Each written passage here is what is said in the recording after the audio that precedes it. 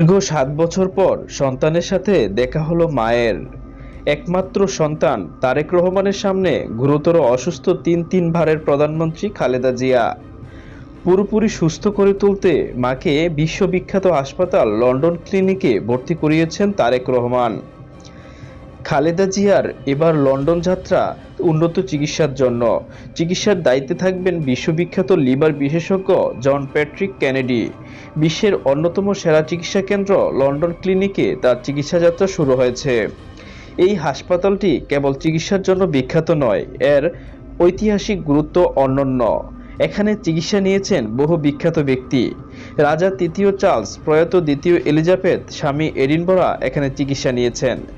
ব্রিটেনের বিখ্যাত সরকার প্রধান অ্যান্টনিও ক্লিমান অ্যান্টনিও থেকে শুরু করে সাবেক মার্কিন প্রেসিডেন্ট জন এন কেনেডি এই হাসপাতালে চিকিৎসা নিয়েছেন। এমনকি এই হাসপাতালে জন্ম নিয়েছেন সাবেক ব্রিটিশ প্রধানমন্ত্রী ডেভিড ক্যামেরন। সেন্ট্রাল লন্ডনের মেরিলিবন সড়কে অবস্থিত এই হাসপাতালটি প্রতিষ্ঠিত হয় 1932 সালে।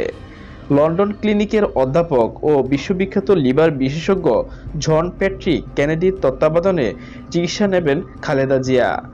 লিভার ভাইরাসজনিত রোগ নিয়ে গবেষণা শুধু ব্রিটেনে নয়, সারা বিশ্বে সমাদৃত।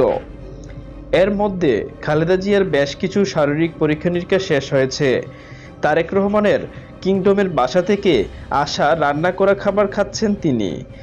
চিকিৎসক সূত্রে জানা গেছে, সব পরীক্ষা নিরীক্ষার রিপোর্ট হাতে পাওয়ার পর লন্ডন, বাংলাদেশ, যুক্তরাষ্ট্র চিকিৎসকদের সাথে পরামর্শ করে খালেদা জিয়ার পূর্ণাঙ্গ চিকিৎসা শুরু হবে। পরিবার ও নেতাকর্মীদের প্রত্যাশা, চিকিৎসা শেষে সুস্থ হয়ে দেশে ফিরবেন বিএনপির চেয়ারপারসন। আবারও হয়ে উঠবেন জাতীয়তাবাদী ধারার রাজনীতির কেন্দ্রবিন্দু।